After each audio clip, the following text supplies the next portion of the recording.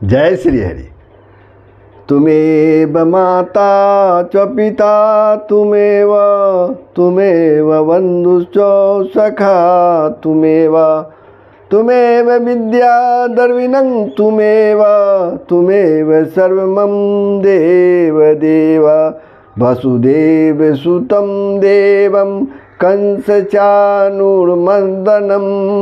देवकी परमानन्दं कृष्णं वन्दे जगद्गुरुं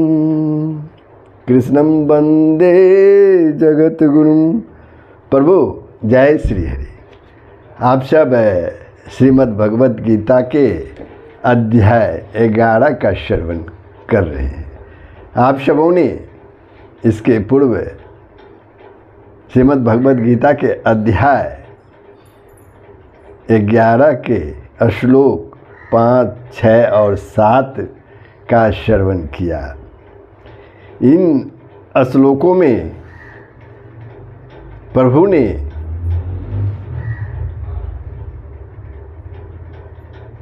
बार बार अपना दिव्य रूप देखने के लिए अर्जुन को आज्ञा दी, किंतु आज्ञा देने पर भी जब अर्जुन भगवान के रूप को नहीं देख सके, तब उसके न देख सकने के कारण उनके दिव्य रूप को नहीं देख सकने के कारण को जानने वाले अंतर्यामी भगवान अर्जुन को दिव्य दृष्टि देने की इच्छा करके कहने लगे। श्लोक 8 में क्या कहने लगे, ध्यानपूर्वक श्रवण कीजिए। प्रभु श्लोक 8 से प्रारंभ हो। आप लोगों से नम्र निवेदन है कि इसे एपिसोड को सब्सक्राइब कर देंगे, बेल आइकन को दबा देंगे, कमेंट करेंगे, शेयर करेंगे, लाइक करेंगे। जय श्री हरि। तो श्लोक 8,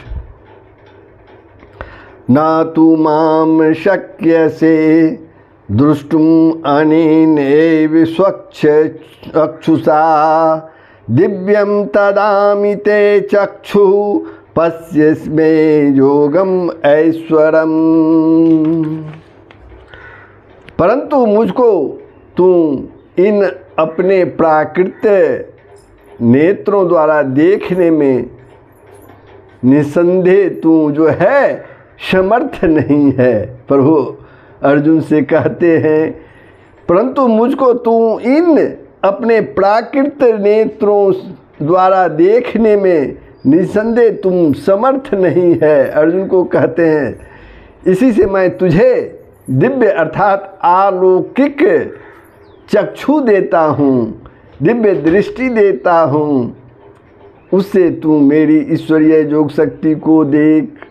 श्लोक 8 में प्रभु कहते हैं। अब प्रश्न उठता है कि भगवान ने जो अर्जुन को दिव्य दृष्टि दी थी, वह दृष्टि क्या थी? वह दृष्टि क्या थी? भगवान ने अर्जुन को विश्व रूप का दर्शन करने के लिए अपने योग बल से एक प्रकार की योग शक्ति प्रदान की थी, जिसके प्रभाव से अर्जुन में अलौकिक सामर्थ्य का प्रादुर्भाव हो गया।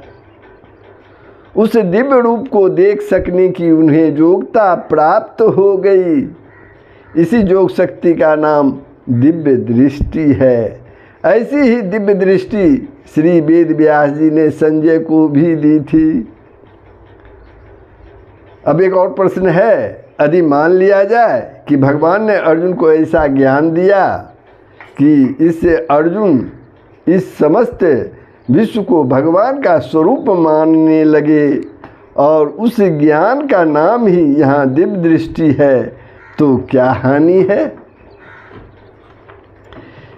यहाँ के प्रसंग को पढ़कर यह नहीं माना जा सकता कि ज्ञान के द्वारा अर्जुन इस दृश्य जगत को भगवत रूप समझ लेना ही विश्व रूप दर्शन था और वह ज्ञान ही दिव्य दृष्टि थी।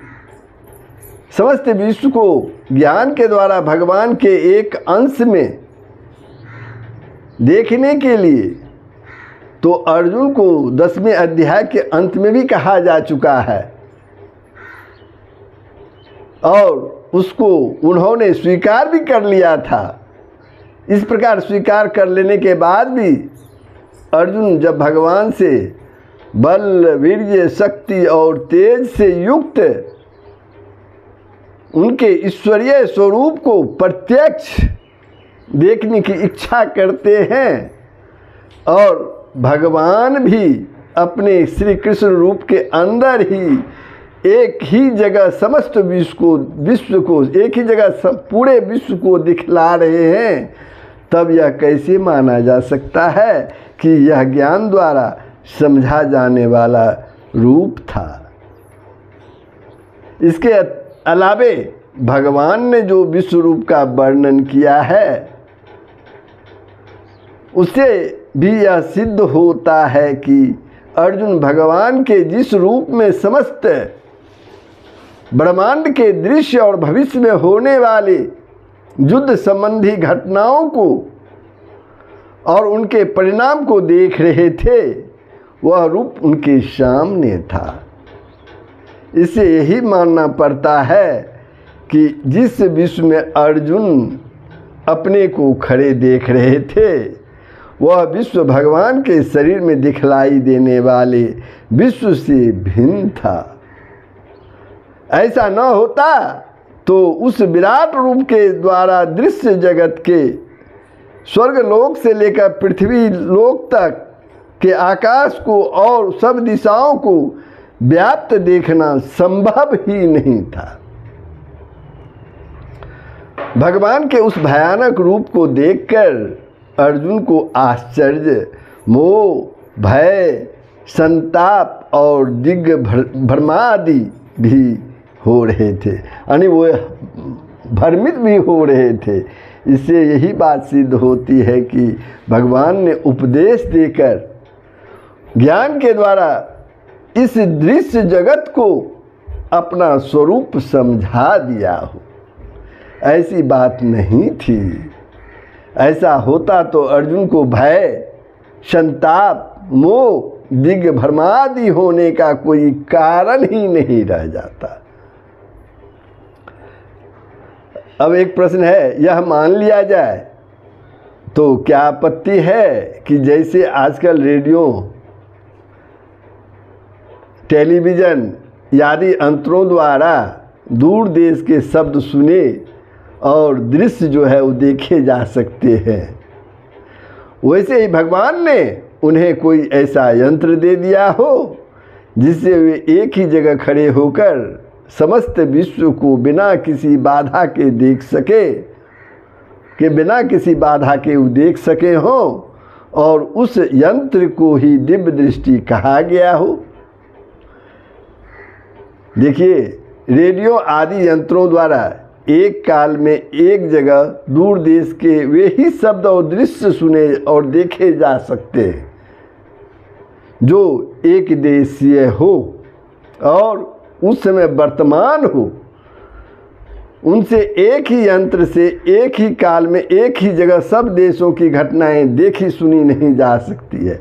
हम टीवी पर कोई घटना देख रहे हैं, उसके पूर्व की घटना को हम देख नहीं सकते उस समय उसी काल में।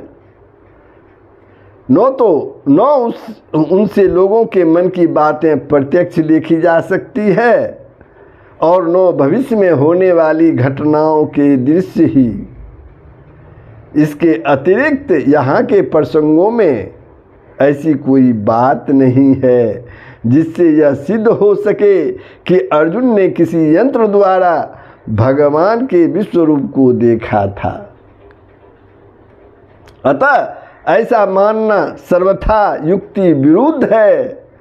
हाँ, रेडियो आदि यंत्रों के आविष्कार से आजकल के अविश्वासी लोगों को किसी सीमा तक समझाया जा सकता है कि जब रेडियो आदि भौतिक यंत्रों द्वारा दूर देश की घटनाएं सुनी देखी जा सकती है, तब भगवान की प्रदान की हुई योग शक्ति द्वारा उनके विश्व रूप को देखा जाना कौन सी बड़ी बात है। अवश्य यहाँ यह भी ध्यान रखना चाहिए कि यह भगवान का कोई ऐसा मायामय मनोयोग नहीं था जिसके प्रभाव से अर्जुन बिना ही हुए ऐसी घटनाओं को स्वप्न के दृश्यों की भांति देख रहे थे। अर्जुन जिस स्वरूप को देख रहे थे वह प्रत्यक्ष सत्य था और उसके देखने का एकमात्र साधन था भगवत कृपा से मिली हुई योग शक्ति का दिव्य दृष्टि जो प्रभु ने उन्हें प्रदान किया था। अर्जुन को दिव्य दृष्टि देकर भगवान ने जिस प्रकार अपना दिव्य विराट स्वरूप दिखलाया था, अब 5 श्लोकों द्वारा आगे के 5 श्लोकों ने 9, 10, 11, 12, 13 इन 5 श्लोकों द्वारा संजय उसका वर्णन करते हैं। तो प्रभु ये श्रीमद् भगवद गीता का श्लोक 8 यहीं समाप्त होता है। कैसा लगा ये प्रसंग अवश्य हमें बताएंगे, कमेंट करेंगे, शेयर के माध्यम से दूसरों को भी सुनने के लिए प्रेरित करेंगे और पुण्य के भागी बनेंगे। जय श्री हरि। सबका कल्याण हो, पूरे विश्व का कल्याण।